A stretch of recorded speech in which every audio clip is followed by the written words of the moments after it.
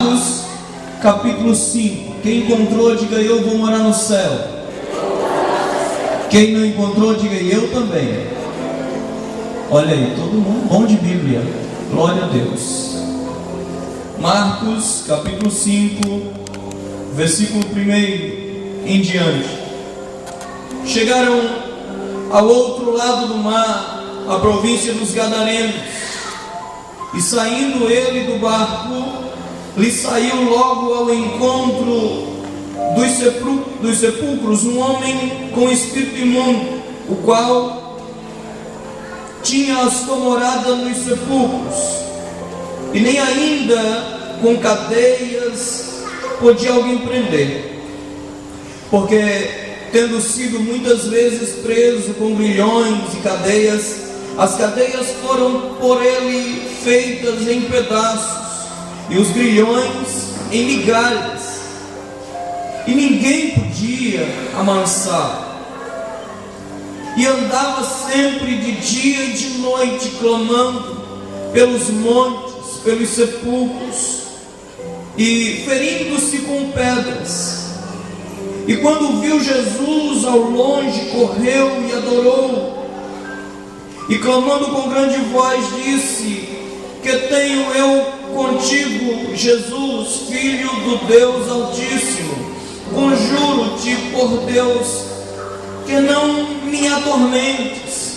Porque ele dizia: sai deste homem, espírito imundo. E perguntou-lhe: qual é o teu nome?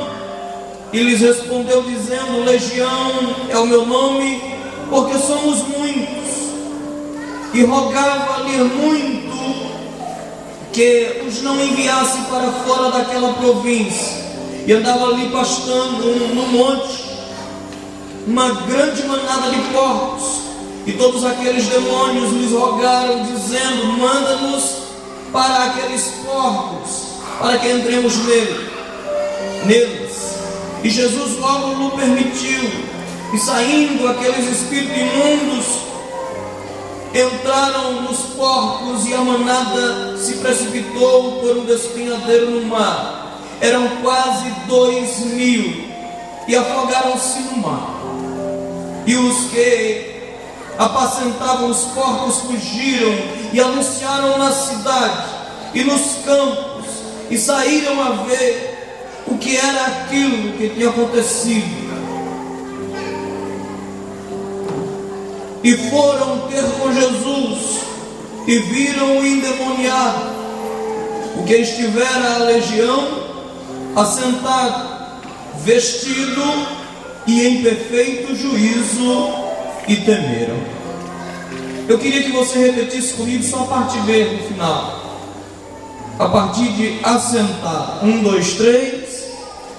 Assentado, vestido e em perfeito juízo. Só mais uma vez. 1, 2, 3. Assentado, vestido e em perfeito juízo. Muita boca e pouca voz. Vamos acelerar assim com força. 1, 2, 3. Assentado, vestido e em perfeito juízo. Glória a Deus. Toma o seu assento. Bendito seja o nome do Senhor. O Evangelho de Marcos, queridos irmãos, é um evangelho do primeiro evangelho escrito, mais ou menos no ano de número 42, foi escrito depois de Cristo, o Evangelho de Marcos. Há quem diga que a partir do Evangelho de Marcos houve-se inspiração para que mais 2 evangelhos fossem construídos: o Evangelho de Mateus e o Evangelho de Lucas. Aí se chama a teologia de evangelhos sinópticos, que quer dizer semelhantes. Semelhante não quer dizer igual, mas é que tem algumas peculiaridades.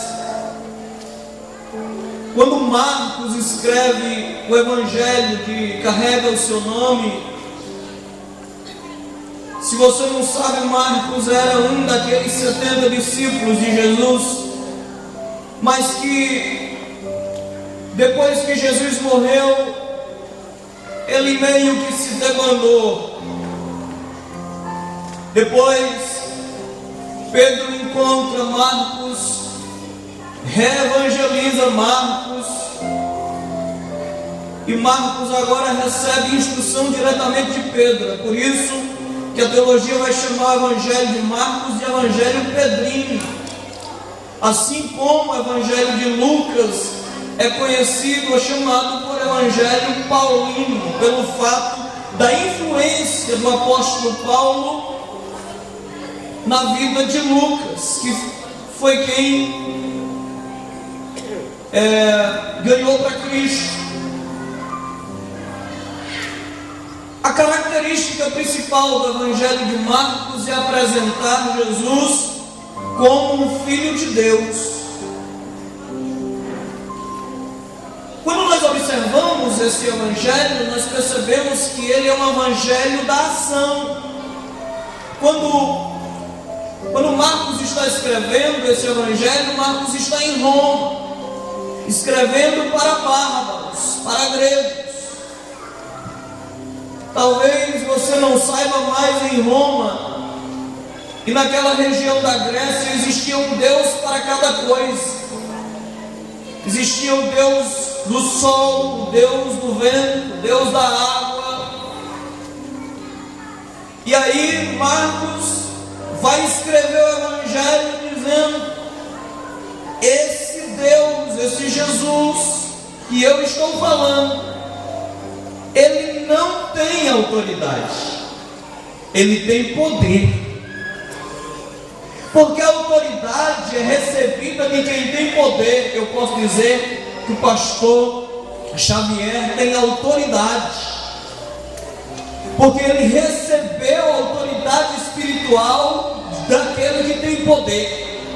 Quem tem autoridade delega autoridade, mas quem tem poder é quem manda. Quem tem poder é quem rege. Então Marcos vai escrever para a igreja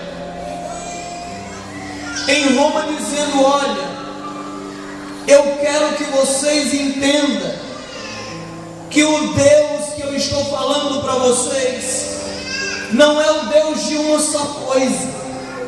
O Deus que eu estou escrevendo para vocês é um Deus que pode todas as coisas. E no texto que nós lemos, Marcos tem a pretensão de apresentar Jesus para os irmãos em Roma como alguém que tem poder sobre os espíritos imundos, sobre o mundo espiritual. Quando nós observamos o texto lido, percebemos que aquele povo em Gadara tinha um problema. Eu gostaria de chamar esse jovem aqui de problema. Eu queria que você meditasse comigo na perspectiva de que esse jovem aqui, esse homem era um problema. Problema para onde, pastor? Para Gadara. Ele era um problema naquela cidade. Todas as vezes, ou a partir do momento em que ele se tornara endemoniado, os cidadãos de Gadara resolveram, ou quiseram tentar resolver esse problema, e colocaram algemas na mão daquele homem, cadeias. O propósito de uma algema é inibir o tato. Quando alguém é preso e algemado, a intenção de quem está aprendendo é imobilizar o tato, para que essa pessoa não pegue ou se pegue com dificuldades. Então eles prendem aquele homem, mas eles percebem que as algemas nas mãos daquele homem não resolviam o problema, elas eram despedaçadas. Então eles resolveram prender com grilhões. Eu sei que vocês sabem, mas não custa lembrar. Grilhões é uma espécie de algema que é colocada nos pés com uma espécie de bola de ferro em uma corrente para impedir a locomoção do indivíduo. Então quem está preso com grilhões não consegue andar, porque há uma bola enorme de ferro que impede dessa pessoa mudar ou sair de lugar. Mas o texto diz que tanto as cadeias quanto os grilhões ele tornava em migalhas, ele despedaçava. Como eles não tiveram como resolver esse problema? A princípio, ele era um desordeiro, ele era alguém que causava tumulto na cidade, andava nu, se ferindo. E aí eles, para resolver aquele problema, tentam prender ele, mas não conseguem.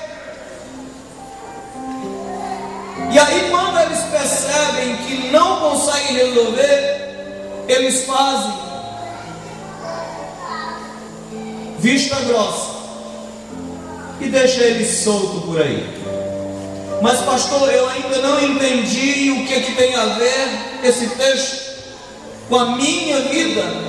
Afinal de contas são 3 dias de festa e eu vim aqui para ouvir uma palavra do Senhor. Vou contextualizar. Esse homem aqui, ou as atitudes dos homens de Gadara também são as minhas e as suas atitudes. Quando nós temos um problema, nós também tentamos resolver os nossos problemas. Quando nós temos um problema, a primeira coisa que a gente quer fazer é prender esse problema. E a gente amarra esse problema com algemas para que ele não ganhe tato. E aí de repente eu tenho um problema na minha área financeira, mas eu não quero que esse problema na minha área financeira atinja a minha área conjugal. Então, para tentar resolver esse problema, eu algemo ele para que ele não ganhe tato e não toque na minha área conjugal.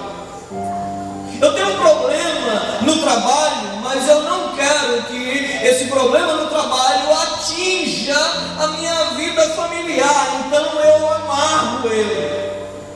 E a gente vive a vida buscando amarrar os nossos problemas, para que eles não peguem dinâmica e não se movam de um lugar para o outro.